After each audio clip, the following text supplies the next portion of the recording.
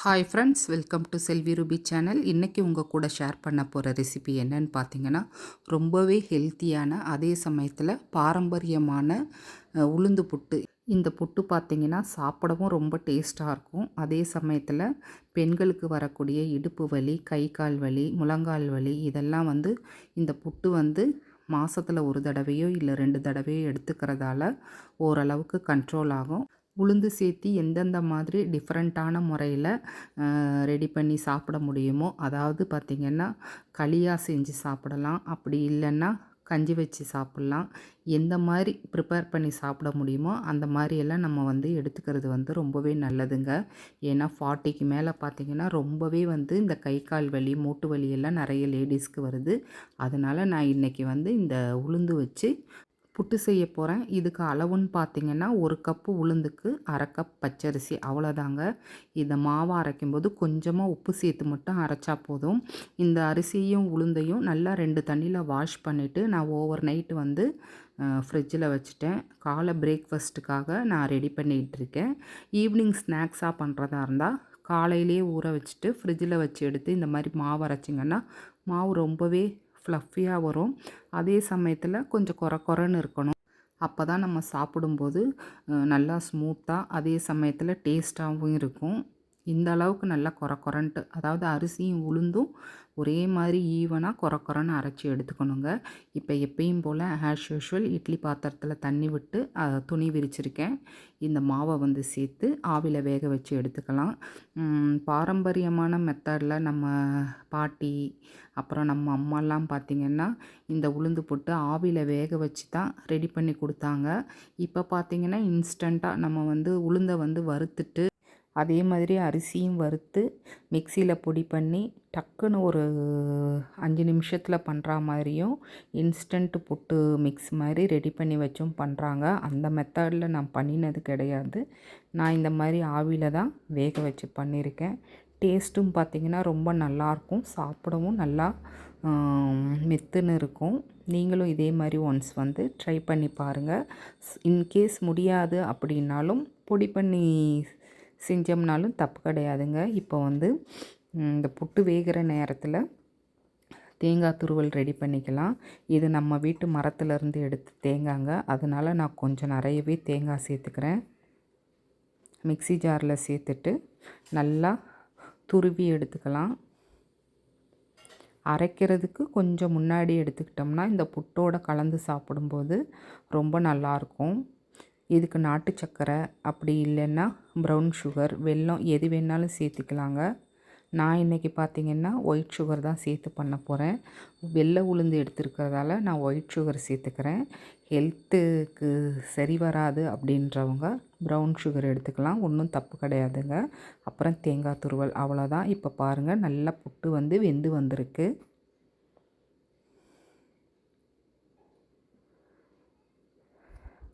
நல்ல ஈஸியான குயிக்காக செய்யக்கூடிய ரெசிபி தாங்க இது. வீட்டில் வளர்கிற பெண் குழந்தைங்க இருந்தாங்கன்னா அவங்களுக்கு அடிக்கடி செய்து கொடுங்க. அவங்களுக்கும் இப்போ இருந்தே நம்ம இதெல்லாம் இந்த மாதிரி பாரம்பரியமான ட்ரெடிஷ்னல் ரெசிபீஸ் எல்லாம் கொடுத்து பழகினோம்னா அவங்க வளர்கிற காலத்தில் ரொம்பவே ஹெல்ப்ஃபுல்லாக இருக்கும். ஏன்னா இப்போ வர குழந்தைங்க பார்த்திங்கன்னா இட்லி தோசை வீட்டில் எந்த ரெசிபி பண்ணி கொடுத்தாலும் சாப்பிட்றது கிடையாது. அவங்க வெளியில் இந்த பீஸா, பர்கர் இந்த மாதிரி ஐட்டம் நிறைய விரும்பி சாப்பிட்றாங்க. இந்த மாதிரி ட்ரெடிஷ்னல் மெத்தடில் உள்ள உணவுகளெல்லாம் நம்ம தான் பழக்கணும். இப்போ பார்த்திங்கன்னா இந்த புட்டை நான் வேறொரு பாத்திரத்துக்கு மாற்றிக்கிட்டேன். நல்லா சூடு ஆறினதுக்கப்புறமா ஸ்பூனால் லேசாக கிளறி கொடுங்க. ஸ்டார்டிங்லேயே நம்ம கை வச்சிட்டோம்னா சூடு ஹெவியாக இருக்கும். அதனால் பார்த்து இந்த புட்டெல்லாம் பண்ணும்போது பார்த்து நம்ம சூடு எப்படி இருக்குதுன்னு பார்த்து கையால் மிக்ஸ் பண்ணிக்கலாம். நான் ஒயிட் சுகர் 1 கப் சேர்த்துருக்கேங்க. நம்ம டேஸ்ட்டுக்கு எவ்வளோ தேவையோ இந்த சுகரு அப்புறம் தேங்காய் இதெல்லாம் கூடவோ குறைச்சோ சேர்த்துக்கிட்டு நல்லா மிக்ஸ் பண்ணி கொடுத்துடலாம்.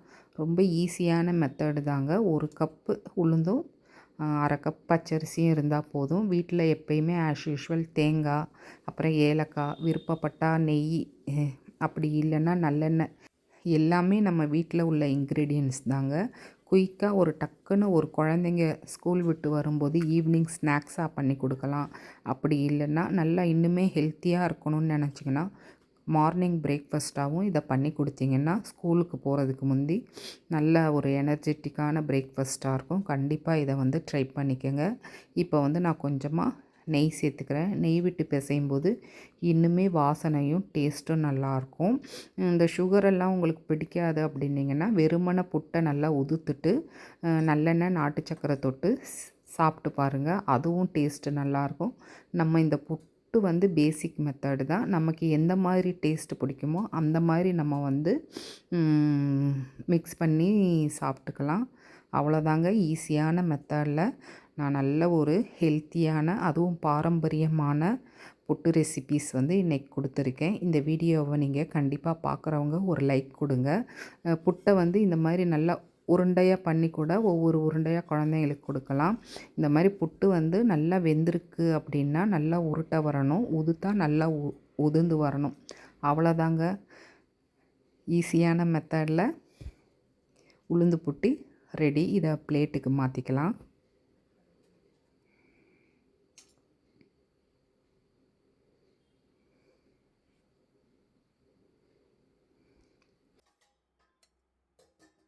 இந்த ரெசிப்பியை கண்டிப்பாக நீங்கள் ட்ரை பண்ணி பாருங்கள். ரொம்பவே நல்லாயிருக்கும்.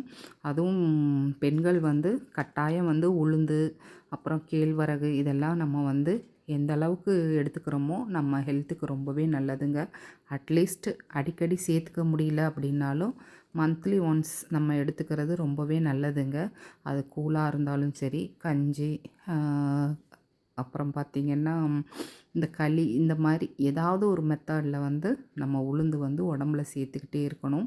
அப்போ தான் வந்து கால் கை வலியெல்லாம் இல்லாமல் நல்லா எலும்புக்கு வந்து போன் வந்து ஸ்ட்ராங் ஆகிறதுக்கு இந்த உளுந்து வந்து ரொம்பவே ஹெல்ப்ஃபுல்லாக இருக்கும்.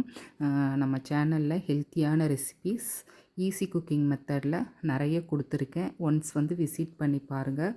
புட்டு பாருங்கள் எவ்வளோ சாஃப்டாக இருக்குது. வீடியோ பிடிச்சிருந்தா சப்ஸ்கிரைப் பண்ணுங்கள். தேங்க்ஸ் ஃபார் வாட்சிங்.